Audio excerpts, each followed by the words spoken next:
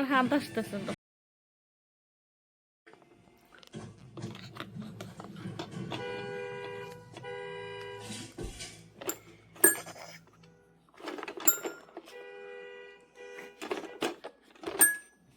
কাছে দাও, আমি ভিডিও করতেছি। ছবি তুলবো বলছো?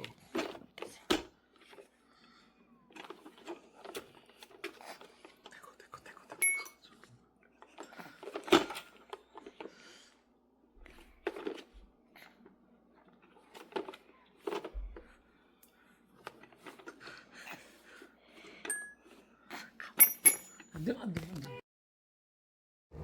আসসালামু আলাইকুম। তাহিয়ান খুব সুন্দর খেলাধুলা করে। কি তুমি খেলাধুলা করো? তো অনেক সময় ওয়ালমার্ট বা ফ্যামিলি ফেয়ার থেকে একটু কাঁচা কলা আনলে এগুলা পরে 2-3 দিন থাকার পরেও পাকতে চায় না। তো আমি হঠাৎ করে ভাবলাম এগুলো ফেলে দেওয়ার চেয়ে একটু দেখি তো কোনো কাজে লাগানো যায় কিনা, মানে হচ্ছে একটু ভর্তা বানানো যায় কিনা। তো আমি যেই কাজ সেই শুরু করে দিলাম। এখানে কলাকে সিদ্ধ করে নিয়েছিলাম। তো আমি যদিও একটা ভুল কাজ করেছিলাম, সেটা হচ্ছে আমি কলাগুলাকে একটু সিদ্ধ করতে একটু লেট করে ফেলেছি, মানে একটু কম সিদ্ধ হয়েছে। তো এদিকে খোসাটাকে আমি ব্লেন্ড করে ভর্তাটা ইজিলি বানিয়েছি।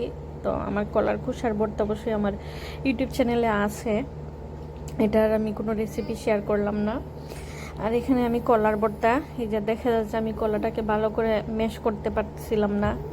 তো মাখানোর কোনো রকম একটু ম্যাশ করে তারপর আবার আমি আর একটু স্টিম করে নিয়েছি, তারপরে একটু ভালো হয়েছে এই আর কি। তো একটু ভালো করে সিদ্ধ না করে অবশ্যই, মানে এই ভুলটা করার কারণে একটু কষ্ট হয়েছে।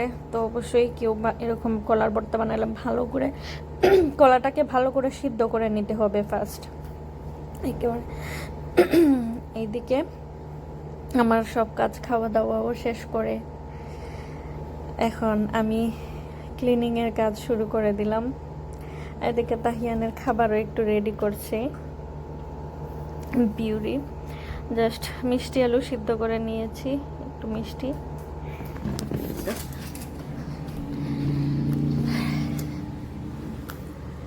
আর এই তো আফটার ক্লিনিং একটু